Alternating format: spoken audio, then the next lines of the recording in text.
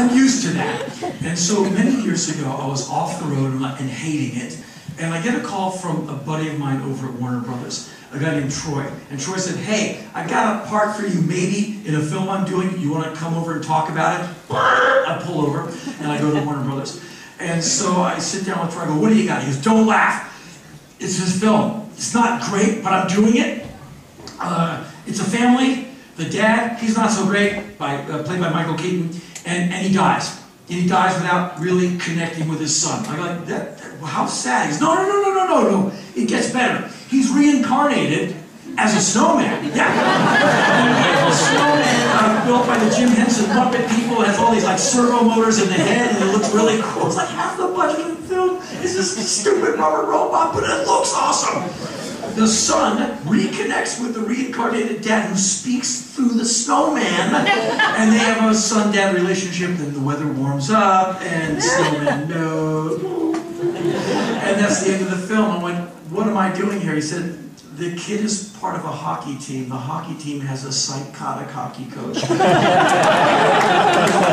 He's bug-eyed as he screams mixed messages to the team. Kill, kill, kill, play fair. And I said, so when can I audition for this psychotic hockey coach part? He said, oh, I've seen you on stage. You've done your audition. I'm like, yeah. And you know, someone says, why were you tied up to do that? Because I don't like sitting around. I like to have an adventurous, eventful life. So, what, you're going to be a dumb hockey coach in a Warner Brothers film? Yeah, man, because I know what I can go back to. Would you like fries with that? That's what I can go back to. So yeah, I'm going to go over to Warner Brothers and be in a movie that's not Streetcar Named Desire. Guess what? I'm not Brando. It's a fit. And so I show up after being fitted for like my sweatshirt and my whistle. And I'm at some ice rink so I could go, kill, kill, kill, to a bunch of 10-year-old Hollywood actor kids. And I meet the kids, they're fantastic. I said, hey, I'm your hockey coach, I'm going to be yelling really insane things at you, and so feel free to laugh in my face anytime. And they said, Henry, we are actors. We've done more films in last year than you'll do in your entire life. So we know that your conviction in the film is that you love sports, but you love to win, and your conflict is that you like to play fair but unfair at the same time, and the arc of your character is to intersect with us, the young hockey players. So you say what you need to do, and we'll do our job, and we'll all be together in the moment. Latte, please. And their mothers all sit around the craft services area every day campaigning on behalf of their kid, because these women could not act themselves out of a paper bag or a Midwestern production of something from Dickens or Our Town. But by God, their damn kid's going to get twisted and become a drug addict by 19, because that kid's going to get thrown into the gnashing jaws of a Hollywood machine. And you hear them on the phone, we're not doing Oprah for anything less than 35 grand. She's almost 32.5? Really? Where is she right now? I will headbutt the cartilage of her nose into her brain. These women are they're like barracudas and braziers. They're just really gnarly. They keep going, hey mom, what are you doing? You tell that son. Oh, I'm just doing a little business. Go back to your trailer and hang out with your math tutor because you haven't been to school since first grade. So I do the film. It was like 3 weeks of my life or something, and I never thought anything more about it. I just do stuff. I don't want to talk about it. I just want to do it. I don't want to watch any film I'm in. I just want to make films. And so I do the film, and my life goes on. About a year and a half later, I start getting email. Henry, I was on an airplane the other day going to Miami, and I'm looking at the small screen in an economy, and I see this film called Jack Frost, and it's awful, it's awful, it's awful, and then I saw you as some children. I just want to tell you a little bit about my day, Henry. I have just come back from the used record store where I just offloaded a lot of ballast, all the Black Flag records. So Rollins band records, your corny spoken word DVDs and CDs, because you are a sellout. Warner Brothers, Kelly Preston, Michael Keaton, Henry, really yelling at a snowman, Henry, Henry, Henry. I hate your guts. Send. And I started getting these letters like, what the hell are you doing, man? What are you Jack Frost for? I'm like, Was it a film about eating children alive? Like, it was just this film that's not going to loom large in the minds of anyone, except for these people who hate my guts. And to this day, I get letters. I used to like you because I thought you had integrity. And then I saw a film called Jack Frost. Oh! Don't bite me. I like to do things. I don't like sitting still. If that offends you, wow, you don't know what being offended is. Just give me some room. I'll offend you. And so I needed to tell you that so I can tell you the rest of the story. Well, I own a publishing company, which means I sleep with the owner every night. So I got an edit. And so I'm editing away some crap. And my phone rings. It's my manager. He's like, Henry, Kurt Sutter, do you know the name? I go, yeah. He wrote, directed, produced, and acted in episodes of The Shield, and he now has a show called The Sons of Anarchy. His first season is done. I've watched it. It's very cool. He goes, he wants to meet you. I go, wow, when? Now. Here's his address. Go. So I drive a few miles from my building, and I walk in, and I meet Kurt Sutter, who's incredibly cool. He goes, hey, Henry, welcome. You know my show, Sons of Anarchy? I go, yeah, I've seen it. It's cool. He said, we're about to start writing season 2, and I've got kind of a loose plot in my mind. I've got this idea for this psychotic, sociopath, kill brown-skinned person, neo-Nazi murderer. And I said, and why are you telling me about this person? Because you might be right for the part. Like, gee, Kurt, thanks a lot. You think of a racist, white power separatist murderer. Get Henry Rollins on the phone. So it's funny, right? I said, okay. And we talk about this, what this character could be for several minutes. I said, sounds very interesting. Good luck with your show. And he said, well, what do you think about this character? I said, it sounds like a terrifying person who just is on this one idea of hate. And he said, yeah, that's it. So you want the part? I'm like, well, when do I audition? He goes, no, there's no audition. I think you can do it. I just want to gauge your level of interest. That's what this meeting's about. And I'm not used to having meetings like this. I go to auditions and stand in long lines and humiliate myself. Like, you can't do that! She's only 11! Thank you for coming in. Thank you so much. And I walk by a line of actors who says, like, this character is between 20 and 25 years of age. And I go creaking in there, and I walk by men with marvelous hair and sculpted gym bodies, and I walk by, because they heard me totally tank the audition, and they're like, my father had your records? And the receptionist has heard the audition, oh, that there you go! Never darken our doorway again. So I'm not used to having meetings like I'm a real actor. I'm used to auditioning and getting laughed back. To the parking structure, I said, wait a minute, let's Kurt, I can be real with you, right? He went, more than you'll ever know. I said, there's no way that the people you answer to, if that is a fact, there's no way that people on the higher floors are okay with you giving me this part. He went, oh no, they fought me tooth and nail. The last meeting said, Henry Rollins to this part, they went, Kurt, no! He said, but I'm Kurt Sutter, I do what I want, so you want this part? And I went, damn, man. Yes. He went, great. Get out of my office before I come to my senses and cave into corporate pressure. Don't say a word about anything until you see the press release. And I stagger back to my Subaru, and I drive back to the office, my phone jangling off the hook, because my manager gets 15% of every sneeze of mine. And so, well, I said, I got the part, don't say anything. And like a couple of months later, boom, I'm a neo-Nazi for 6 amazing months with the incredibly talented cast of Sons of Anarchy, not one dud in the bunch. They're all wonderful. And so, of course, like all neo-Nazis, I die. And so that's that. So you know all of these things now. And so let's flash forward to the present. On the weekends, when I'm off the road, I do not have a big life in that I don't have a kennel of trick-ass bitches. I don't know what a trick-ass bitch is. It's so stupid and so offensive I can't not say it. I'm not trying to offend any trick-ass bitch who's here. If you are one, blown me away. I just think it's funny. Anyway, I'm not out on the town. I'm kind of a solitary person. So the weekend for me, my perfect weekend, is Starbucks, which I know corporate coffee, but they're well lit, they're ubiquitous, they have coffee, and you can sit down and write crazily in your journal for 3.5 hours, which is what I do on a Friday night. I kick off every weekend, every Friday night. My first Here Comes the Weekend listen is Machine Gun Etiquette, the third album by The Damned. That is, and when you hear, ladies and gentlemen, how do, I lift my coffee cup to no one and go, Friday is here, and I start writing.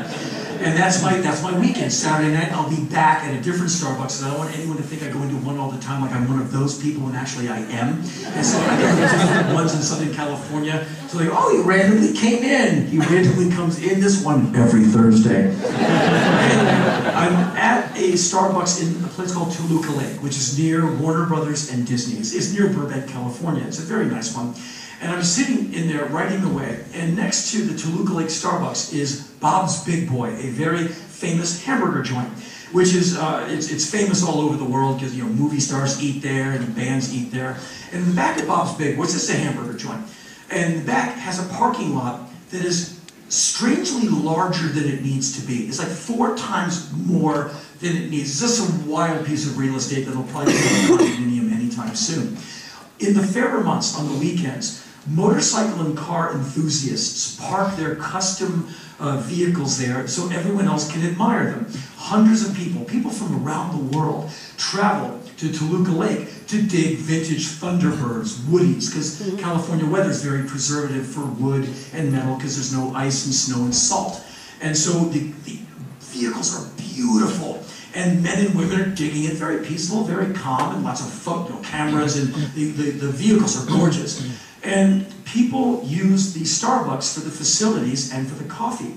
I have found that motorcycle and car enthusiasts, the Southern California version, the men, they must have been born out of one pod. They're like 6 foot something. They're like doors with heads. Their forearms are like bowling pins. They're just these amazingly large men. They walk by a gym and get strong. Those hands that look like bricks, where when they shake your hand, you can feel things break and come out of joint. Like, I submit! And like, they're missing half an ear, their nose is this way, they have an amazing scar across their face from like some shiv from some gladiator prison in California, like, it's 10 years, Pelican Bay. And they're just scary looking, like piercings, tattoos from their forehead down to their cuticles, wallet chains, greasy jeans, boots, leather, denim, and ferocity. And sometimes their heads are shaved, or they have a mohawk, like, you call me punk rock and see what happens. Like, I'm not just calling you sir. And they're really intense. And the women who love them are equally as intense. Like, they're huge, they're covered in tattoos, they have like earrings of hatchets and daggers, and they have like, skulls on their belts, and they have their white tank tops showing amazing amounts of tanned, freckled, scarred cleavage that is covered in tattoos, like vengeance. Rock stars autograph their breasts and they run to the tattoo place and get it put in for keeps. And someone will walk by, you'll see Kid Rock 2007. Oh, lady! Really? Oh! The biggest eraser in hell. Anyway, don't tell her. Anyway, they come into Starbucks like 2 by 2 by 2 all weekend. And there's no turbulence. They want a cup of coffee. They want to get back to the cars. And so one Friday night, a while ago, I'm scribbling in my notebook on a Friday night in Toluca Lake, and I look up and I see a large biker, car enthusiast, gearhead man walking in my general direction. I'm thinking, don't be coming up to talk to me, because you're scary and I don't want to have my brain squished. And he walks up right to my table and stops and looks down at me. And I look up feeling like prey. Like, the raptor bird, the condor is about to take me, the rabbit, squash my skull, and take my dead body back to the nest and regurgitate my guts into the mouths of its young. I'm like, I'm easily dead. As this huge man comes up and he stares down at me for what feels like a year and a half. It's like maybe 2 seconds. I'm like, I don't say anything. He doesn't. He's just kind of looking at me with not a look of hostility. He's just like, beholding me. I'm like, what's this gonna be? Then his face starts to twitch, and he starts to fold, and the skin on his face starts to fold like he's holding back a sneeze or he's chewing on a bee. Like, a tear falls from his face and explodes on my table. I discreetly pull my notebook back because I don't want his DNA on my paper, in case there's litigation. How did his DNA get in your notebook, Henry? And so this man is weeping in front of me. I'm thinking, this is a performance artist? Did I make fun of him in a schoolyard in 1968? Like, what the hell is going on? And so I just sit there. This goes on for a few seconds. And finally, the man speaks, and it's loud.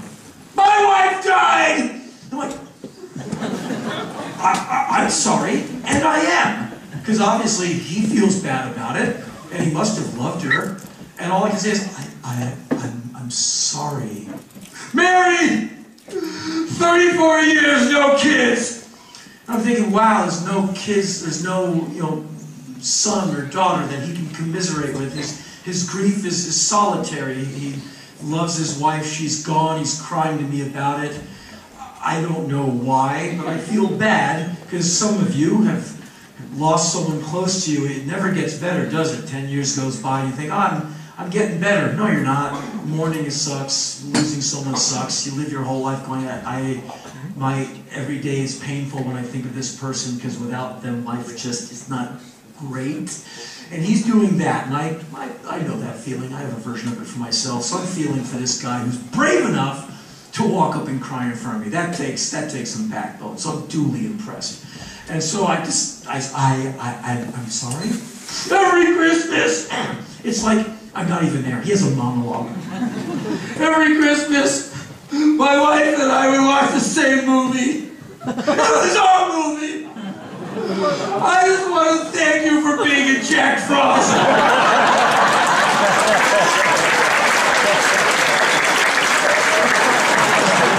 I want to say, damn, man, I will go, for the obligatory breaking of my hand to get that handshake. And I said, thank you. And he's a guy, he can't help himself.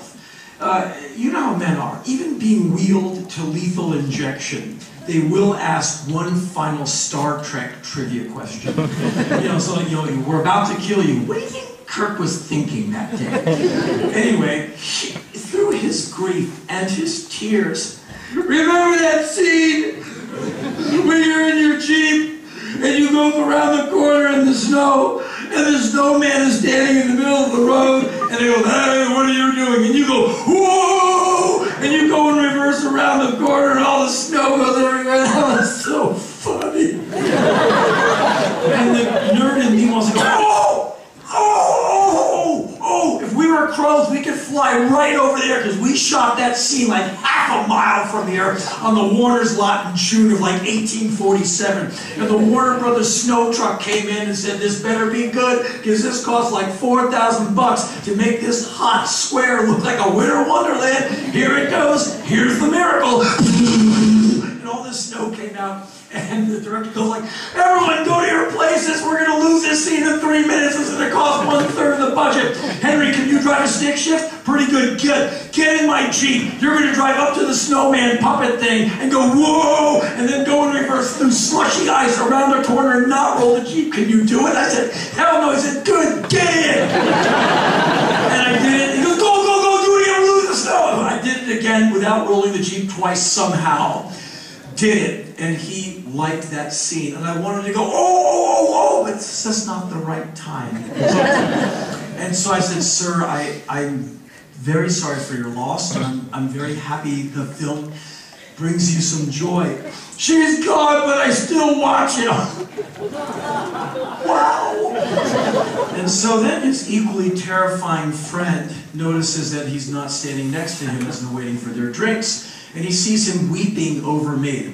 So he comes walking towards me, like looking at me like he's going to straighten me out because I've obviously teased his friend. And you know how you men are. Well, you think you're like some intense alpha male. You're going to go over there like tune some other man up and your testicles like grow and distend. They kind of lead you, forward. Like a Gila monster forward. This guy's going goom, goom, goom, but he can actually back it up. I'm like, oh no, here it comes. And he walks up next to his weeping friend. Hey, are you okay? And looks down at me like, teasing my friend. He was in Jack Frost. He's like, oh, that scene with the Jeep? I'm like, yeah. Anyway, the guy says, Mr. Rollins, I'm so sorry to disturb you. You're a good man. Thank you so much. I said, sir, it was very good to meet you. I'm damn sorry about the loss, and thank you so much for telling me your story. And they leave. So I go back to my notebook. This is all like 4 minutes of my life. I go back to my notebook. Dear diary, you're not going to believe it. A good review for Jack Frost is in. And so a few minutes goes by, and people have been looking at me, because there's like this production number going on in the corner, big man weeping.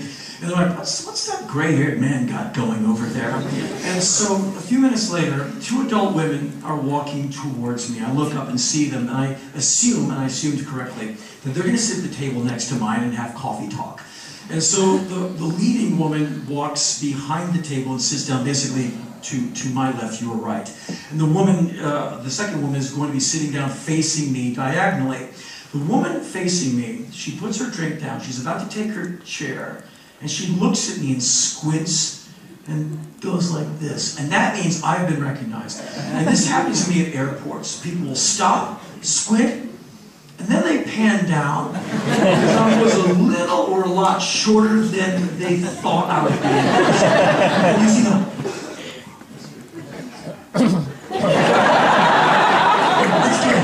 So the woman puts her coffee down and goes like, stops her conversation and looks up to see who screamed God. Oh, it's a woman looking at the gray-haired guy.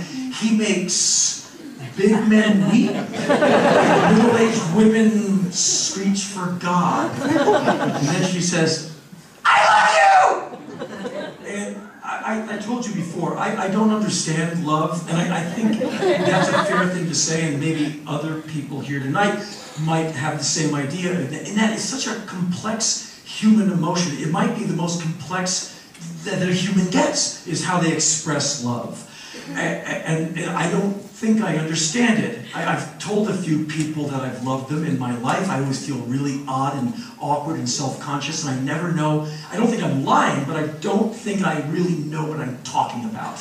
But I do have a rudimentary understanding of different velocities, textures, and densities of love. That is to say, I love you! To me is the kind of love that is assigned to pizza and to puppies. It is somewhat hyperbolic, it is completely sincere, but it is not to be feared. Like you're walking to someone, hey, look at that puppy. I love the dog! That person just loves the dog. It's a love that burns clean. Just want to go pet the dog. And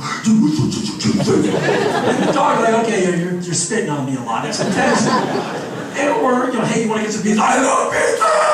That person's not to be feared. That person just wants some pizza. It's going to be fine. And I thought, that is the kind of love this woman is assigning to me. She's not in love with me. Like, I love you! There's other kinds of love. Love that fills you full of trepidation and fear. Like your home. This happened to me years ago. I dated a woman like 700 years ago. And I was home one night, and the phone rings. And it's such an odd, I'm like, that? It works? Wow.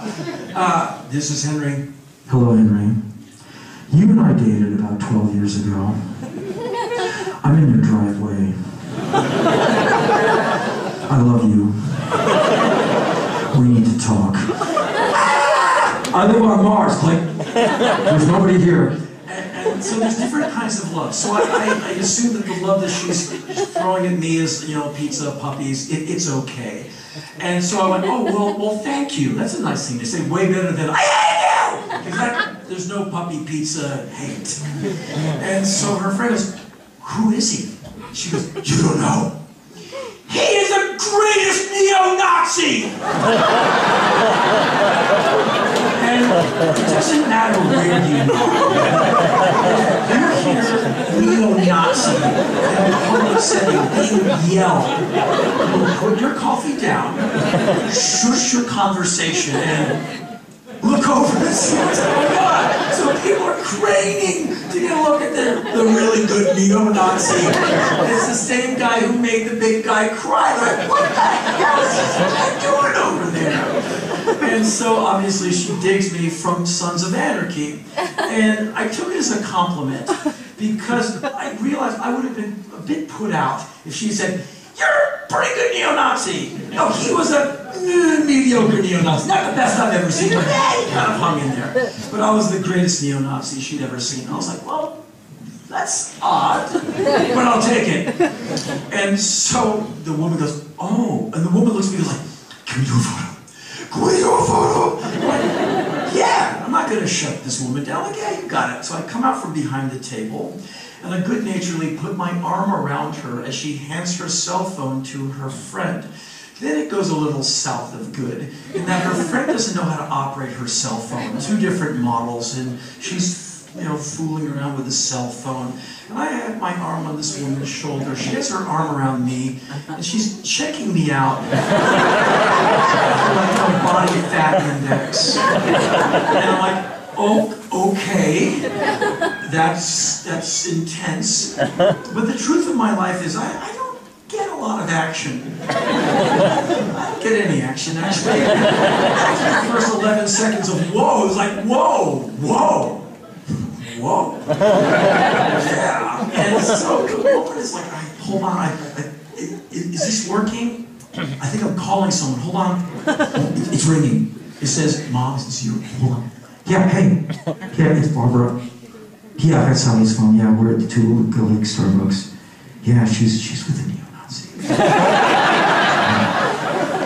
So, he's a little short, but I'm looking at age inappropriate. But that's how it is in California, isn't it? You see this thing, George, calling me age people like a 12-year-old wife. No, I think it'll be fine. No, I think she really digs it. I think you could hate this girl, right? Oh, she'll call me back. And we finally do the photo, and they sit down and go into their conversation. And I don't want the third installment of what this evening's going to be. I'm like, you know what? I'll just go home. Because now I feel really self-conscious and people are looking over like, what happens next, weirdo? So I fold up my notebook and I put my tunes away and I get back into my car and I drive home and I take my congealing coffee and I listen to my own speakers at home for the rest of the evening. But it was a good lesson in that everyone's checking everything out all the time. And in that, they deserve a little bit of patience in that when someone is expressing a point of view to you that you find alien and really awful, they're coming from some idea of truth, like my dad.